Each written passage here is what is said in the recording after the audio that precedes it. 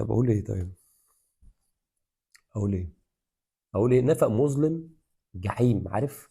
نفق مظلم اوله ضلمه واخره بص، ملوش اخر بقى. انت مش عارف اخره يخلص امتى.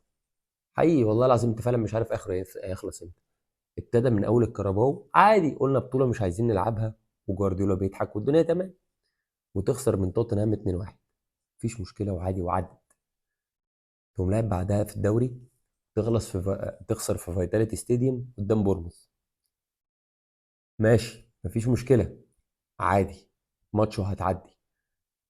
قدام سبورتنج لشبونه في البرتغال برضو بره ارضك، تلعبهم، تكون جايب الجون الاولاني في الدقيقه الرابعه والدنيا تبقى تمام. فجاه بقى واحد يجيب فيك هاتريك وتخلص المباراه 4-1، فاهم؟ وتبقى حالتك بص، والراجل اصلا رايح يلعب مع او يدرب غريمك، وقصه قصه قصه ووجع قلب ووجع دماغ. ماشي، طب خلاص بقى نرجع نلم نفسنا ونلعب. تلاعب برايتون في امك ستاديوم بره ارضك، المباراه الرابعه على التوالي بره ارضك، وتخسر. تكون متقدم وتخسر، اللي هي اصلا حاجات عكس عادتك تماما. انت الطبيعي دايما ان انت دايما بتبقى متاخر، تبقى داخل فيك جون في اول الماتش بسبب ان انت بتهاجم وفاتح المباراه والكلام ده، وعامل ضغط عالي وبتهجم باللعيبه بتاعتك كلها، تعمل عليها هجمه مرتده وعادي وبتحصل. بس انما دلوقتي تيجي فجاه تلاقي ان انت بقى بيتعمل عليك الريمونتادا بشكل او باخر. اذا كانت يعني اذا كانت في مباراه سبورتنج لشبونه، ولا اذا كانت في مباراه برايتون، انا مش عارف يعني. انا حقيقي مش عارف الواحد ملجلج، الواحد مش عارف يتكلم، الواحد مش طايق نفسه.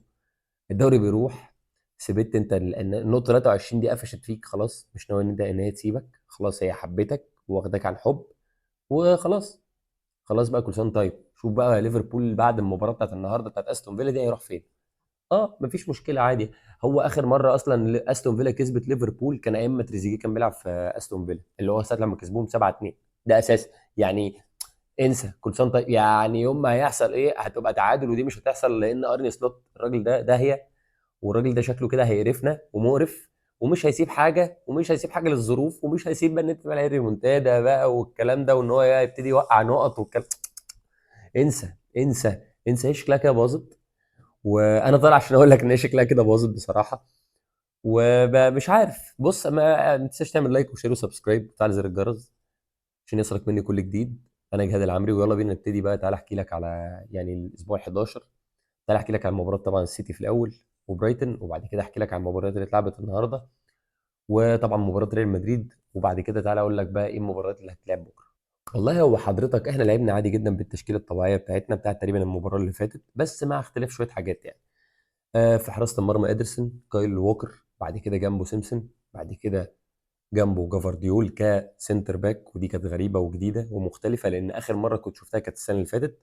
وجنبه ريجو لويز كباك ليفت.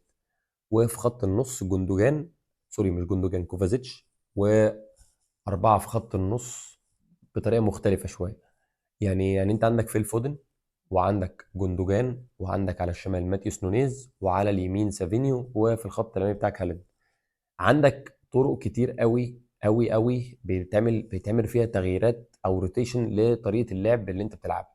يعني ايه؟ يعني انت في وقت في المباراه بتبقى بتلعب 4 3 3، تمام. وفي وقت تاني في المباراه بتلعب 3 1 5 1، تمام. وفي وقت تاني بتلعب 4 1 4 1. انت عندك مجموعه خطط بتتنفذ على حسب البيلد اب هيبقى شكله عامل ازاي، اذا كان من الجنب اليمين او اذا كان من الجنب الشمال. طبعا المجهود اللي قدمه النهارده كوفازيتش الراجل يشكر عليه، ويشكر عليه جدا جدا جدا جدا جدا. لعبت اول شوط في المباراه ولا اروع ولا احسن من كده، وقلت خلاص انا السيتي رجع مكانه وخلاص، هو بجد احنا رجعنا في فورمه بتاعتنا تاني. فودن يضيع كوره، قلنا تمام مفيش مشكله. سافينيو او سافيو ضيع كوره، تمام مفيش مشكله. هالاند يسجل هدف، عارف بعد عذابه، بعد ما يحاول يقنع الكوره انها تخش جون، والحمد لله تخش جون. ويضيع بدلها 3 4 تجوان وثلاث اربع كور كانت حلوه ان هي ممكن تيجي. وبصراحه برضو تالق فيربرجن، الراجل اللي عامل يعني بصراحه موسم رائع مع برايتن، بغض النظر ان هو داخل فيه 15 جون في 11 ماتش، بس الراجل عامل موسم محترم. نيجي بقى على التحول اللي حصل معاك الشوط الثاني. والله التحول اللي حصل معانا الشوط الثاني كانت حاجه لطيفه جدا. لعيب اللي هو هنشلر وود ده، ولا هنشل وود ده، الراجل ده يتصاب في الدقيقه 56 ويخرج متضايق جدا ويخرج متعصب جدا، وينزل مكانه مات اورليه. الراجل ده نزل، الماتش شكله اتغير من الدقيقه 56. بعدها خواو بيدرو نزل. بص، انا ما بقتش فاهم ايه اللي حصل معانا. فجاه احنا بقينا بنغلط. فجاه انت بقيت مش عارف ان انت تعدي من خط النص. فجأة الفرقة بقت بتدافع كويس جدا. انت اصلا الشوط الاول، وانت اصلا برايتن اساسا في الطبيعي، وانت عارف ان هانسلر بيلعب ازاي. الراجل بيلعب تقريبا طول الدوري 4 4 4 2، ويعني طريقة دفاعه عقيمة جدا، وراجل بيدخل اجوان فيه بالهبل. يعني انت بتتكلم عن اول 12 فرقة، هو من اكتر الفرق اللي داخل فيها جوان، داخل فيه 15 جون. يعني فانت فاهم السهولة ان انت تعرف ان انت تهاجم عليه وانت تعرف تجيب فيه جوان.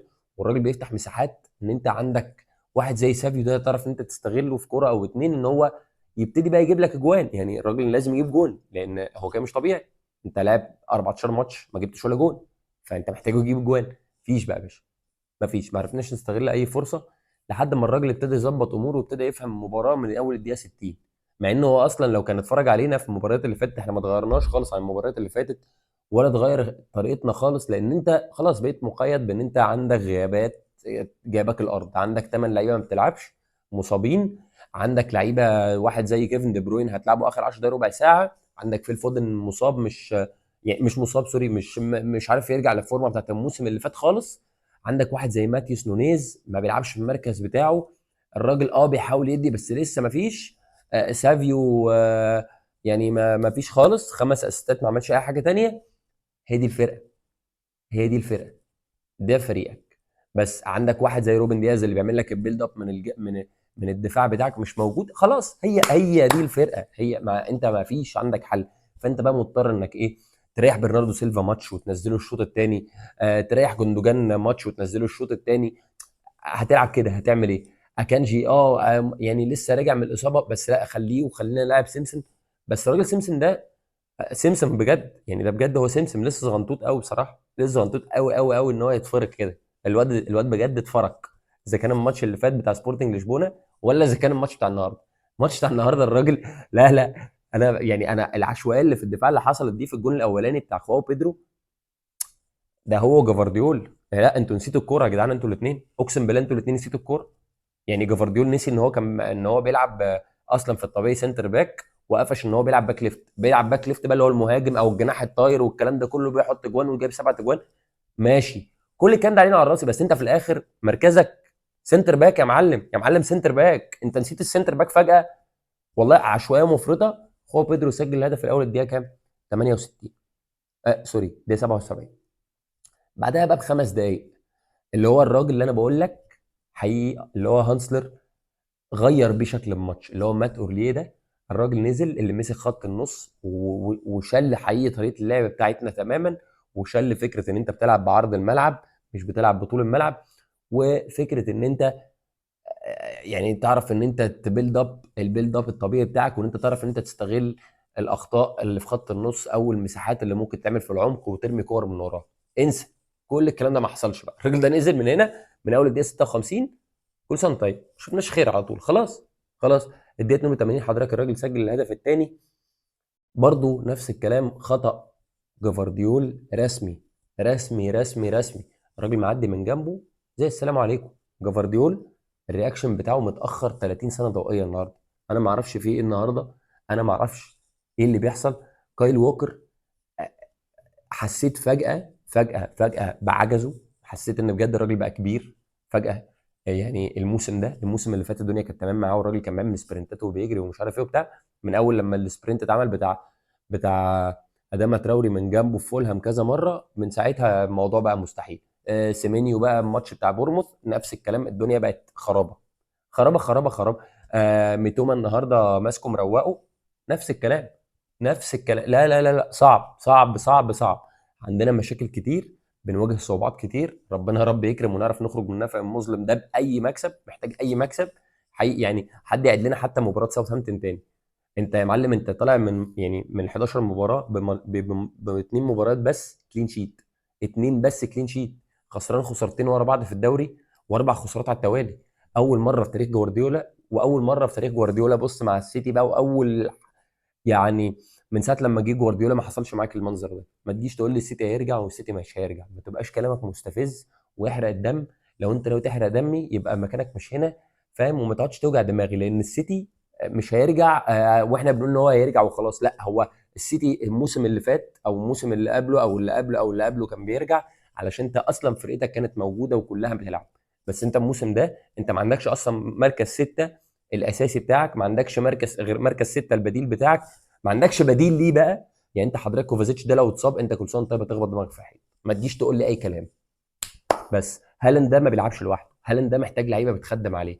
هالاند ده راجل مش شرط ان هو اللي يجيب الجون، بس ممكن عادي جدا يكون بيسحب مدافعين، وممكن بيكون بيطلع لعيبه تفتح مساحات لعيبه تانية. فما تجيش تقول لي بقى ايه لا هالاند ومش لا معلش ما تبقاش مستفز. الراجل جايب 12 جون، كتر الف خيره. الراجل كان عنده صيام تهديفي بقاله 3 4 ماتشات، الحمد لله رجع وتمام.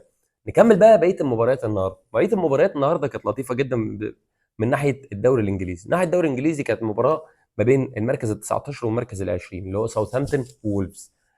على ارض وولفز الصراحه كسبوا بنتيجه 2-0، والناس طلعت من المركز ال 20 للمركز ال 18 والحمد لله على السلامه، طلعوا فوق ساوثهامبتون وطلعوا فوق ابسوتش تاون. مباراه برنتفورد ومباراه بورموث انتهت بنتيجه 3-2. كان جون لبرنتفورد الاول، بعد كده جونين لبورموث، بعد كده جونين تانيين لبرنتفورد، وتبقى النتيجه 3-2 لبرنتفورد. ويعني برنتفورد صراحه فريق شكله ثابت. فيسا بيعمل شغل عالي او ويسا بيعمل شغل عالي، ونفس الكلام مبويمو. لما مبويمو الراجل ما يعرفش يعمل اي غير ان هو يدي ثروهايه، تلاقي دامز جراد راجل يقوم جايب لك الهدف بتاع التعادل، وان هو يسهل لك الدنيا وما فيش اي مشكله خالص. بس نخش بقى على مباراه فولهام وكريستال بالاس. الفريق التايه بالنسبه لي الموسم ده اللي انا مش فاهمه خالص ان هو في مركز ال 17. فولهام الحاجه الوحيده اللي كومن ما بينك وما بينه دلوقتي كالسيتي ان انتوا الاثنين داخل فيكم 13 هدف. اه، يفوز النهارده طبعا بنتيجه 2-0. مباراه كانت سهله ومباراه ما كانتش صعبه خالص، بالذات كمان ان الفريق اصلا فولهام كان بيلعب على ارضه بره ارضه، وما كانش الموضوع بالنسبه له ازمه خالص. ويست هام وايفرتون اتنين عيانين، وفريق مركز 14 وفريق مركز 16. قال له بقول لك ايه، ما تيجي نخرج واحد اتنين متعادلين 0-0؟ قال له يلا بينا، تمام تمام. سلموا على بعض وما لعبوش الماتش. يعني هما ما هما الاثنين ما جوش الماتش والنتيجه خلصت 0-0. المباريات طبعا بقى بتاعت النهارده وبكره، طبعا انا بكلمك دلوقتي، وطبعا مباراه ليفربول والسيتي. يا ريت السيتي. مباراه ليفربول واستون فيلا بتتلعب، واتمنى طبعا اتمنى جدا جدا جدا ان اوناي ايمري يعمل اي حاجه، لان الدنيا لو فتحت هتبقى كارثه. طبعا مباريات بكره مانشستر يونايتد وليستر سيتي، المباراه اللي متكرره اللي كانت بتلعب في الكاراباو كاب من كام يوم، وفان ستروي كسبها بنتيجه 5-2. هيعيدها تاني وتقريبا ممكن يعمل فيها سكور اكبر من كده. نوتنغهام فورست ونيوكاسل، محتاجين ان احنا نذكر نوتنغهام بما ان هو في فريق المركز الثالث، بغض النظر ان هو تراجع لحد ما برايتن، عشان برايتن لعب ولسه هو ما لعبش، بس يعني المركز الثالث بتاعه المفروض. المباراه اللي بعدها توتنهام وابسويتش تاون. المباراه اللي بعدها طبعا هي ارسنال تشيلسي، او تشيلسي وارسنال، بانها هتلعب في ستانفورد بريدج. طبعا هطلع اتكلم معاك عنها بعد المباراه، واتمنى فوز تشيلسي، عشان بصراحه بصراحه يعني آه خلي ارتيتا دلوقتي على جنب على طول دغري.